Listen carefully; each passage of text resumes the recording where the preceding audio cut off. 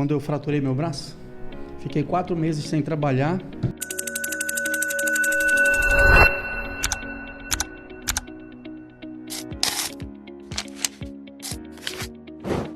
Bem-vindos a mais um episódio do nosso podcast Seu Bom Doutor. Aqui a gente fala sobre gestão, marketing e vendas para dentistas. No episódio de hoje a gente vai falar sobre INSS para dentistas com ela, advogada especialista previdenciária, doutora Jéssica Rabelo. Bem-vinda, doutora, ao nosso podcast. Muito obrigada pelo convite, Dr. Paulo. É um prazer falar com a sua audiência e conscientizá-los a respeito da contribuição do INSS. Doutora, eu vou começar com a pergunta aqui, a pergunta mais básica. O que é o INSS? Perfeito. Quero trazer até uma analogia para a sua audiência entender o que é, a grosso modo, o INSS. Imagina um seguro de carro. Então, o INSS, você pega e faz uma contribuição para que você tenha um respaldo do governo diante de alguns benefícios. Então, ele é uma instituição nacional de seguridade social.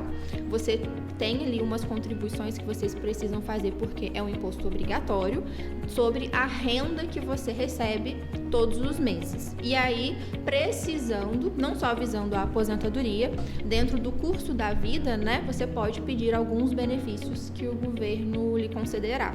Certo. E isso vale só para dentista, doutora, ou para todo mundo, de um modo geral? Não, é todas as pessoas que trabalham, independente de CLT ou não. CLT, autônomo, profissional liberal, empresário, precisa contribuir. Todo mundo que tem renda precisa contribuir com o INSS? Sim, precisa. Beleza. A primeira pergunta aqui já vai direto ao ponto. O dentista autônomo precisa contribuir para o INSS? E se sim, qual código usar e quanto pagar? Então, tudo depende do que ele vai receber. Porque o contribuinte, quando ele é autônomo, ele precisa sim contribuir para o INSS. Ele recebe aquela renda ali gerida pelos pacientes, né, pelo funcionamento do consultório. O fluxo mesmo. O fluxo do caixa. E dali ele precisa tirar uma fatia. O profissional autônomo, ele tem que contribuir com 20%. Esses 20% ele vai possibilitar ele aposentar tanto por idade quanto por tempo de contribuição. E aí esse cálculo é de acordo com o que ele vai fazer a retirada do seu salário do mês. Pode variar no salário mínimo, pode variar no teto do INSS. Isso vai depender mesmo do fluxo do próprio consultório. Certo. E uma perguntinha.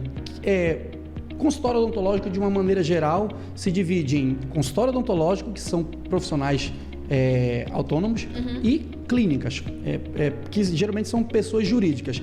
Se eu tiver uma clínica, pessoa jurídica, eu ainda tenho direito à aposentadoria?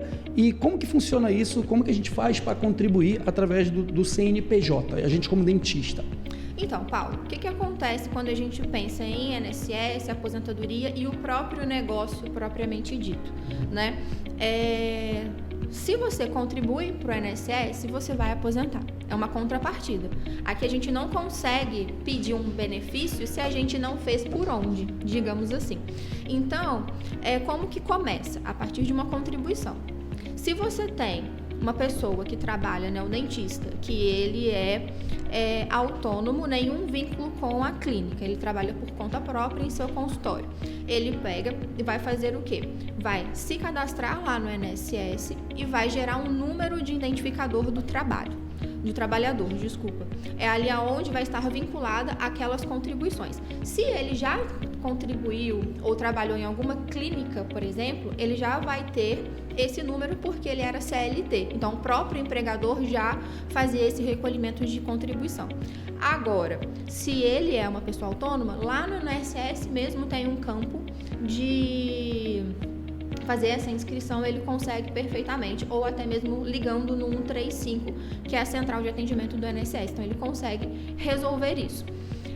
Feito isso, vai todos os meses gerar aquela contribuição. Conforme eu falei no início, é um imposto obrigatório. E muitos dentistas não sabem, porque eles acreditam que por não ter nenhum vínculo trabalhista, essa contribuição é desnecessária. E é onde é pego de surpresa quando precisa se afastar do trabalho.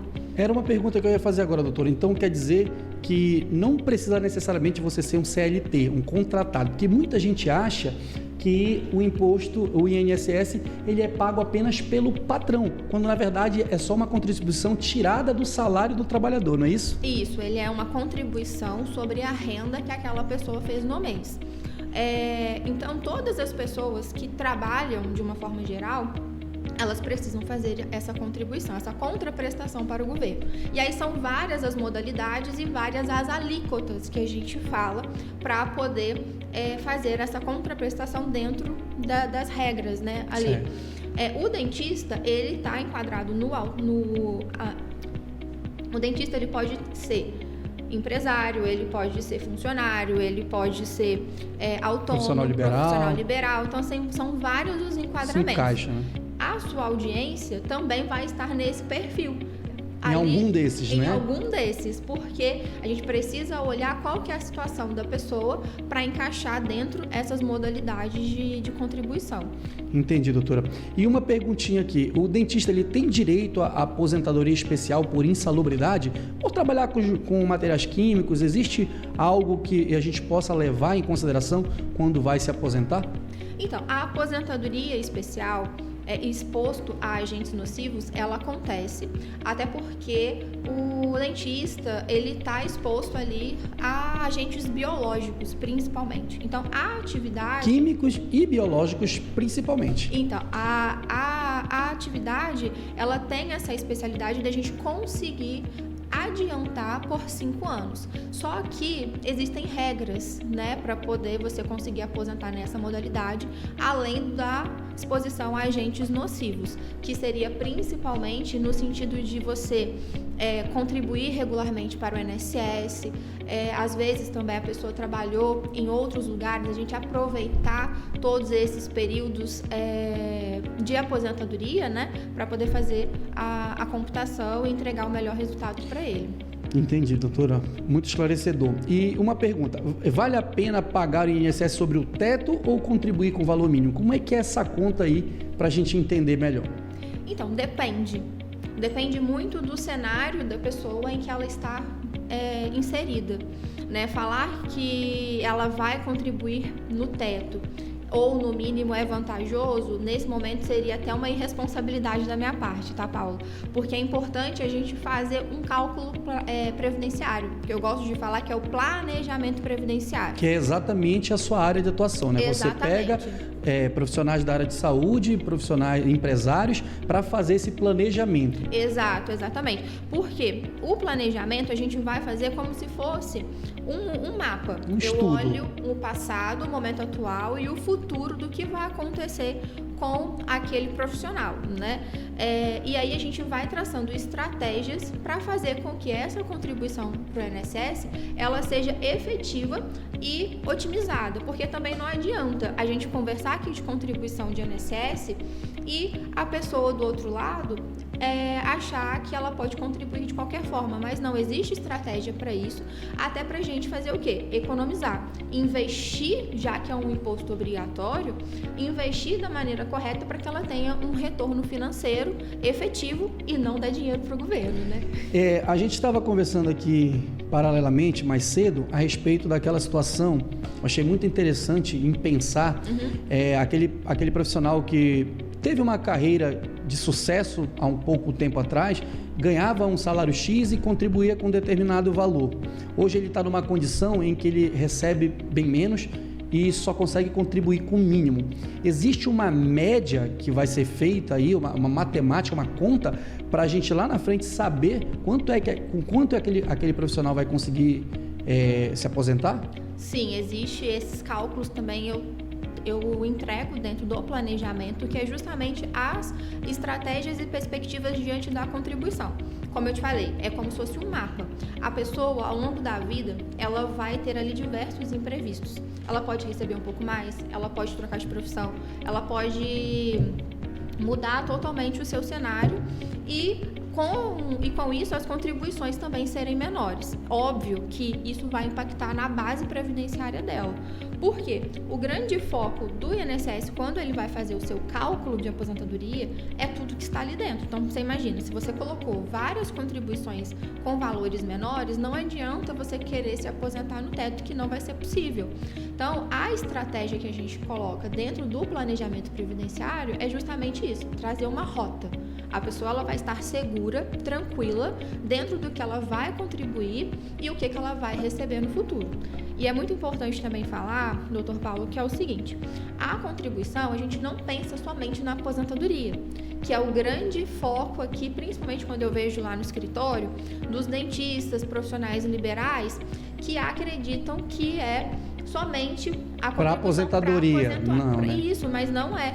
Aqui, a gente, conforme eu falei no início, é um seguro. Imagina um seguro. Ao longo da vida, você tem todos os benefícios e o final da jornada é a aposentadoria. Só que aqui no meio, você casou, você teve filho, você ficou doente, depois precisou, às vezes, faltar, deixar a sua família segura. Então, dentro dessa jornada, existe auxílio por incapacidade temporária, que é o antigo auxílio-doença. Se a dentista, né, tiver um filho, ela pode pedir, por exemplo, um auxílio maternidade. Se você veio a faltar e você for casado e tiver filhos, você deixa uma pensão também por morte, além de usufruir da aposentadoria. Então, você percebe que uma contribuição, ela gera outros benefícios e amparos ao longo da sua jornada. Certo. Uma pergunta que me veio à mente agora, que já puxando um pouco para a nossa área da odontologia mesmo especificamente, existem casos em que o cirurgião dentista ele vai entrar no mestrado e no doutorado para se especializar em uma determinada área da odontologia. Esse tempo que ele muitas vezes abdica do trabalho para se dedicar ao mestrado, ao doutorado, até mesmo uma especialização, é abatido do tempo de contribuição pelo INSS ou uma coisa não tem nada a ver com a outra? Não, uma coisa não tem nada a ver com a outra. Até porque, conforme mesmo você disse, é um período de especialização. Você está ali se dedicando a aprimorar o seu trabalho. Agora, se concomitantemente ao curso de especialização você continuar contribuindo para o INSS, aí sim, acaba mesmo que não esteja exercendo a profissão, trazendo proventos para dentro do seu consultório, ou seja lá o que for, você continuar pagando as guias, você tem direito ali. Esse tempo ele é contabilizado. Certo. Uma coisa não é porque a obrigação, né? Eu fiz o mestrado, eu fiz o doutorado, eu fiz aquela determinada especialização, automaticamente vai ser contabilizado. Não, só mesmo se tiver as contribuições pagas. Doutora, muito esclarecedor até agora todas as suas respostas. Eu acho que a nossa audiência está aproveitando o máximo aí de conhecimento, até porque eu, como dentista, sei das dificuldades que a gente tem, porque todo dentista, no final das contas, ele se torna, em algum momento da vida dele, um empresário. Sim. E o empresário, ele passa por muitos momentos de dificuldade, principalmente na hora da gestão do consultório. E muitas das suas respostas aqui são totalmente esclarecedoras para a gente. Te agradeço muito por isso. Eu estava falando para você que há um tempo atrás eu sofri um acidente, acabei fraturando um braço, fiquei 4 meses sem trabalhar, sem nenhum amparo. Você já reforçou aí que o INSS ele não cobre só a aposentadoria. Isso. Outros percalços pelo meio do caminho, que a gente sabe que acontecem, são importantes. O quanto você diria que isso aí é a palavra fundamental para os profissionais cirurgiões dentistas, ou mesmo os profissionais liberais de um modo geral? Então, acaba que vocês, como profissionais da saúde, utilizam o próprio corpo como ferramenta de trabalho. Vocês têm as mãos, né? Fica ali muito tempo sentado na cadeira. Então, isso, ao longo do tempo, acarreta, sim, problemas de saúde que ensejam aí o afastamento, né? A necessidade de afastar um período do seu posto de trabalho. Então, é muito importante ter essas contribuições regulares, conforme eu reforço. Por mais que seja uma contribuição obrigatória, justamente para trazer essa tranquilidade, porque você vai ter a contraprestação financeira. Se você fica afastado do seu consultório, automaticamente você não tem renda, porque você quem é a sua ferramenta de trabalho. Agora eu vou fazer uma pergunta aqui que me veio à cabeça. Imagina a minha situação. Vamos imaginar, eu sou um cirurgião dentista que preciso das minhas mãos para trabalhar, né? Então aquilo ali é a minha ferramenta de trabalho. Sem ela, a gente não faz nada. Fraturei o braço. Não tenho como mais ter renda, né? Porque aquilo ali era a minha ferramenta de trabalho. Esse período que eu vou passar afastado pelo INSS, você precisa continuar contribuindo para você ter direito àquele período em que você ficou afastado? Não, vamos lá. A dinâmica funciona assim. Para você conseguir o benefício de auxílio-doença, você tem que fazer 12 contribuições no último ano ou estar dentro de um período de graça que a gente chama, que é o quê? Você pode ainda ficar 1 ano e 45 dias sem contribuir. Aconteceu alguma coisa, esqueci, ou parei de trabalhar, não consigo contribuir daqui para frente. Você tem um período de graça, que é esse prazo de 1 ano e 45 dias. Dentro desse lapso temporal, se você precisar ficar afastado, você pode solicitar o benefício para o INSS. Hoje a gente tem ferramentas online que pode fazer a perícia online, ou se o servidor entender que a sua situação ela precisa de uma perícia presencial, vai ser marcado uma perícia para poder avaliar a sua condição, conforme você disse, né? Fez uma cirurgia, quebrou o braço, preciso ficar afastado. E aí, dentro desse tempo de recuperação, você vai receber uma indenização do INSS, que é justamente o quê? Você contribuiu e aí dentro daquele cálculo da média, você vai ter um salário de benefício para se manter enquanto não volta às suas atividades. E se a pessoa passar um bom tempo sem contribuir para o INSS, ela perde tudo aquilo que ela contribuiu para trás? Qual é esse tempo? Qual é esse leque de tempo ou não tem? Então, não é que ela vai perder, a gente precisa fazer um reingresso, que a gente chama. Quando ela já tinha um histórico contributivo, parou, interrompeu, ficou além desse prazo que eu falei, né, de 1 ano e 45 dias sem contribuir, por exemplo, 2, 3, 4, para ela estar elegível a pedir um novo benefício, ela precisa contribuir por pelo menos 6 meses. Aí faz esse reingresso e aí volta a ter qualidade segurado e pode pedir o benefício do mesmo jeito. Uma perguntinha. O paciente, para a gente entender melhor aqui, o dentista que trabalha em clínica popular, ele pode contribuir pelo INSS e o que ele deve fazer especificamente para a nossa audiência entender melhor o que fazer? Dentista trabalha em clínica popular, geralmente é um profissional autônomo, não assina carteira, não tem CLT. É isso que eu já ia te perguntar. Não tem. Porque tudo vai depender do combinado entre o dono da clínica e o prestador de serviço, né? Porque assim, se ele é um dentista que a própria clínica contratou na modalidade de CLT, automaticamente essa contribuição do INSS vai estar descontada ali dentro do contra-cheque dele. Agora, se ele é um profissional autônomo que utiliza aquele espaço para atender os seus pacientes sem nenhum vínculo empregatício com o dono da clínica, aí ele contribui como autônomo. Aí pode gerar essa guia dentro do próprio site do INSS ou contribuir com aquele carnezinho laranja que existe. Existe uma idade mínima para o dentista se aposentar ou é por tempo de serviço? E outra coisa, o cirurgião dentista trabalha numa posição insalubre, né? E a grande maioria dos cirurgiões dentistas tem algum problema de coluna. Esses pequenos problemas, podemos dizer dessa forma, pode de alguma forma diminuir o tempo de contribuição do cirurgião dentista ou não? Não, porque assim, acaba que é a ergonomia da própria profissão. Ele pode ter problemas de saúde, eu entendo, né? Uma escoliose, alguma coisa na coluna, certo, e tal. Aí já é outra situação, não impacta, porque se a gente for levar isso para o viés de aposentadoria, seria aposentadoria por incapacidade permanente. E aí ele está inapto a continuar atuando como dentista. Mas existe essa possibilidade? Só se for uma situação muito mais grave, crítica, específica, mas via de regra é aposentadoria por tempo de contribuição ou por idade, entendeu? Não existe uma idade mínima pro dentista se aposentar? Existe se for dentro das regras normais, né, que a gente fala, que é por idade ou por tempo de contribuição. Na aposentadoria por idade, homem hoje são 65 anos e mulher 62. Doutora, o nosso papo está muito bom. Vamos partindo já para nossas perguntas finais. Eu queria perguntar aqui para os nossos, com relação aos empresários da odontologia, como que eles devem contribuir para o INSS? Perfeita colocação, Paulo, até porque é o grande mistério, né? Porque o empresário, quando ele está ali na posição de gerente, de organizar toda a operação, ele só visa o lucro e acaba esquecendo dessas obrigações principais.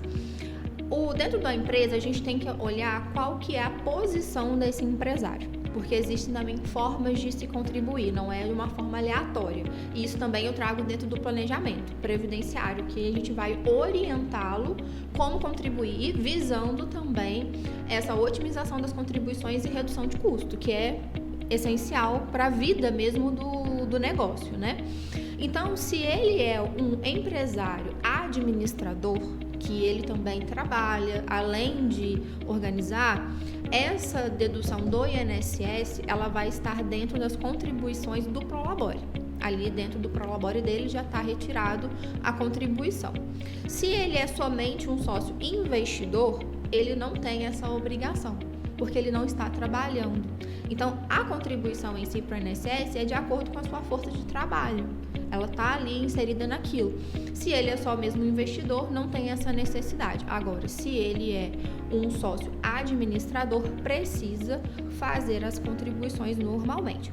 O ponto interessante que a gente também tem que observar, estar alinhado com os contadores, é verificar qual que é o enquadramento tributário.